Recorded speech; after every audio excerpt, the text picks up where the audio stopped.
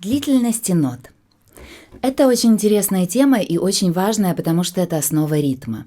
У нас есть целая нота, это как целое яблоко. И в целой ноте 4 удара. Получается, если мы видим, что целая нота это круглая и не закрашенная без палочки, мы считаем до 4. 1, и 2, и 3, и 4. То есть мы играем какой-нибудь аккорд и считаем просто до 4. 1, и 2, и 3, и 4, и. Дальше. Теперь мы делим наше яблоко пополам. У нас получается 2 половинки. То есть у нас получается 2 раза по 2. И считаем на 2. 1, и 2, и 3, и 4, и. То есть у нас получается в такте на 4 четверти получается 2 удара. 1, и 2, и 3, и 4, и. Теперь мы наше яблоко режем на 4 части, и у нас получается 4 четверти, 4 четвертные ноты. И каждая четверть считается на 1 и.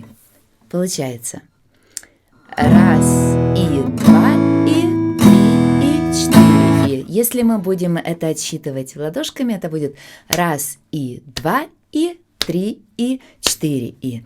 То есть получается, что у нас 4 ноты или 4 удара в одном такте. Теперь мы наше яблоко, эти четверти делим тоже пополам, или наше яблоко делим на 8 частей. У нас получается 8 восьмых нот. Восьмые ноты считаются и на цифру, и на и. Вот так вот. 1, и 2, и 3, и 4, и. Что нам очень нужно для этого курса? Очень важно. То, что в основном, когда мы будем учить бои, у нас все четвертные ноты играются вниз. Помните, мы уже говорили о принципе маятника? Так вот, маятник в основном у нас будет идти восьмыми нотами. В основном все бои, то есть 80% боев играются восьмыми. Маятник восьмыми нотами – это четверть, восьмая, четверть, восьмая. То есть удары, четвертные ноты идут все вниз, играются, а восьмые ноты играются наверх. Мы играем 1, и 2, и 3, и 4, и. В следующем модуле мы будем разбирать упражнения для того, чтобы вы научились хорошо играть ритмы и для того, чтобы вы развили свой маятник. И следующее – это восьмые ноты мы делим тоже пополам, у нас получается 16 ноты. То есть у нас уже наше целое яблоко, получается, состоит из 16 частей. В 16 нотах у нас получается на 1 2 удара и на и 2 удара. Получается 1, и 2, и 3, и 4, и. Получается, что на 16 нот в одном такте. Получается, что восьмые ноты мы все играем тоже вниз. То есть 1, и 2, и 3, и 4, и. А 16 уже играем наверх, вторые там.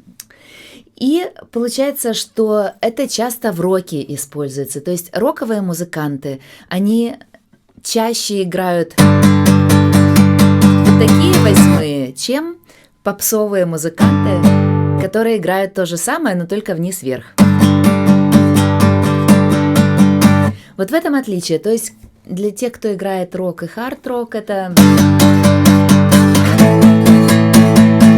все восьмые идут вниз. А мы будем играть в нашем курсе, то есть все аккомпанемент песнями для песен в основном играется восьмыми.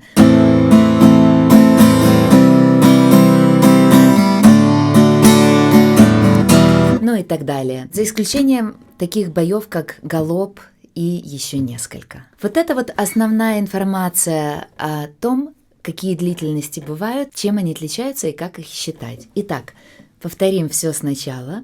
Целая нота – это до 4 считаем. 1, и 2, и 3, и 4, и. Половинные 2 ноты в такте до 2. 1, и 2, и 3, и 4, и. Четвертные 4 ноты в такте считаем на каждую цифру.